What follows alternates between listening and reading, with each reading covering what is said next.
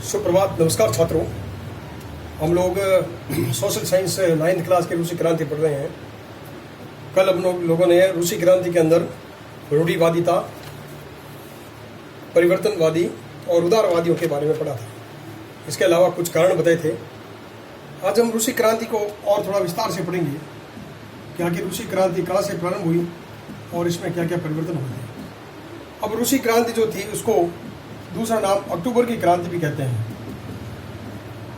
अक्टूबर की क्रांति, क्योंकि कई बार प्रश्न जो है ना वो ऐसा पूछ लेते हैं कि अक्टूबर क्रांति से आप क्या जानते हैं, तो वही रूसी क्रांति को चाहे अक्टूबर क्रांति को एक ही बात है।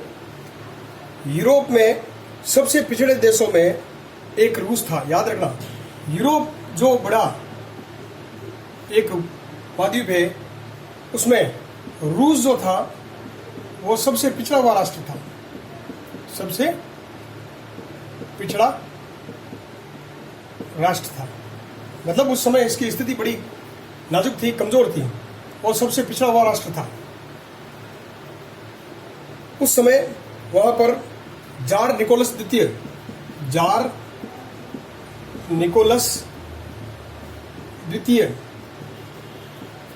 याद रखना ये बात है 1917 की, मैं शासन करता था। वहां पर राजशाही अंत का पतन हुआ। ये निकोलस कहलाते थे जार, यानी रूस में राजा को जार कहते थे। उसी समय से इन जार शाहियों का अंत हो गया।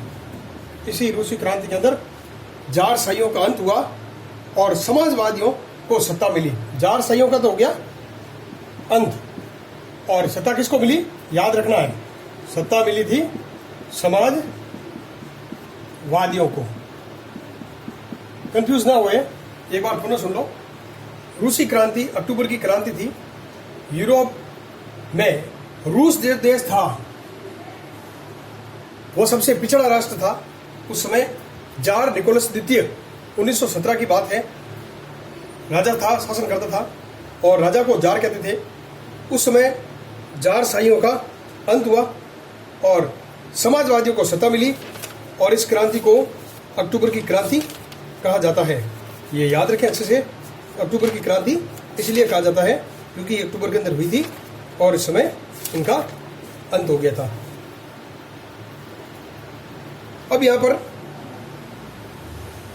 रूस के अंदर मॉस्को के अलावा जो आसपास पड़ने वाले भू क्षेत्र थे, जैसे फिनलैंड,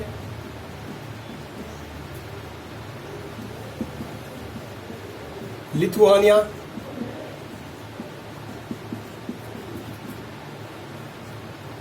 लाताविया, इन राष्ट्रों पर भी इस क्रांति का खूब सारा प्रभाव पड़ा और औद्योगिक क्रांति बड़े पैमाने पर उत्पादन भी प्रारंभ हो गया था। जब क्रांति हुई उसके बाद में यहाँ पर लोगों ने जबरदस्त कार्य किया और उत्पादन का क्षेत्र बढ़ा और इसमें उत्पादन के रूप में एक पिछड़ा वर्ग था, लेकिन यहाँ पर उत्पादन का बड़ा ही जो है जबरदस्त रूप से कार्य हुआ। उसके बाद में हम लोग हेडिंग लगाते हैं रूस की अर्थव्यवस्था और समाज। हेडिंग लगाएंगे रूस की अर्थव्यवस्था एवं समाज। अब अर्थव्यवस्था क्या थी, कैसी थी और समाज के अंदर क्या स्थिति थी, इसके बारे में हम लोग देखेंगे। देखिए, नंबर एक 20वीं शताब्दी, नोट करेंगे, 20वीं शताब्दी के प्रारंभ में 20वीं शताब्दी के प्रारंभ में रूस की जनता, रूस की 85% जनता खेती पर निर्भर थी। जैसे भारत पर थी पहले, उसी तरह से ये भी खेती पर निर्भर थी, तो इस कारण से भी पिछड़ रहे थे। दूसरा, आबादी की, यानी रूस की आबादी का 40 से 50% हिस्सा यानी किसान तबका था। किसान तबका था, वो अपनी जरूरतों के साथ साथ वो क्या करते थे? किसान तबका अपनी जरूरतों के साथ साथ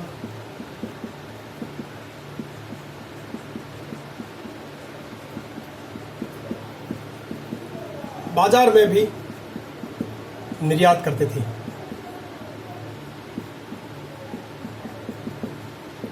मतलब अपनी जरूरतें पूरी करते और बाजारों में भी बेचते थे। कौन? क्या चीज? अनाज। ध्यान होना चाहिए, किसान तो अनाज ही उगाएगा, अनाज को वो जरूरतों के हिसाब से बाजारों में भी बेचता था। तीसरा, उद्योग बहुत कम थे, क्योंकि कोई भी देश की अर्थव्यवस्था जो होती है उद्योगों पर निर्भर है, तो उद्योग धंधे बहुत कम थे। उद्योग बहुत कम थे। उद्योग बहुत कम थे। उद्योग केंद्र केवल दो थे, एक तो था पीटरबर्ग और दूसरा था मॉस्को। ये दो ऐसे केंद्र थे जहां पर उद्योग धंधे थे।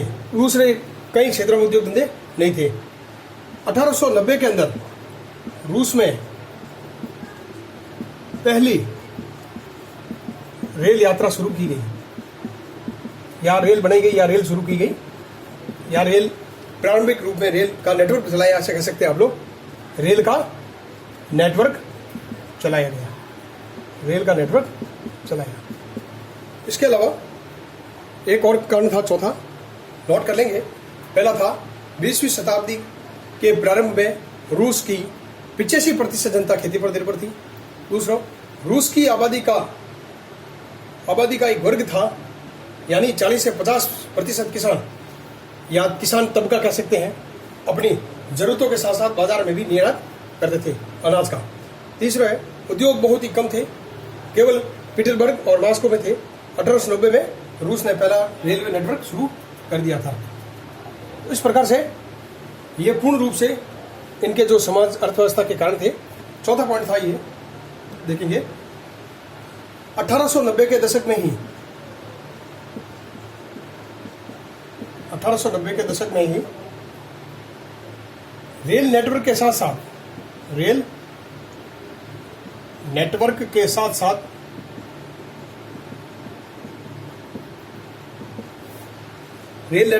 साथ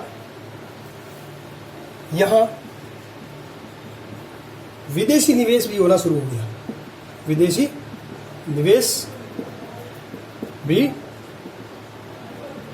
प्रारंभ हुआ। जब देखा विदेशों में से कि यहाँ के लोग ठीक अच्छा कार्य कर रहे, तो उन्होंने विदेश निवेश करना प्रारंभ किया, या प्रारंभ कर दिया, या प्रारंभ हो गया, और निवेश तेजी से बढ़ा। एक बात और था कि निवेश जो था ना, वो तेजी से बढ़ा। तेजी से बढ़ने का मतलब है विकास करना, जल्दी से जल्दी विकास करना। और इसका जो पांचवा पॉइंट है वो इस तरह से है, मजदूर वर्ग बटे हुए थे। मेन बात, मजदूर वर्ग दो भागों में बट गए थे। एक तो थे उच्च वर्ग के मजदूर, जिसे कह सकते हैं ट्रेंड, जो होशियार आदमी थे, होशियार मजदूर थे। और दूसरे थे निम्न वर्ग के मजदूर, निम्न वर्ग के मजदूर।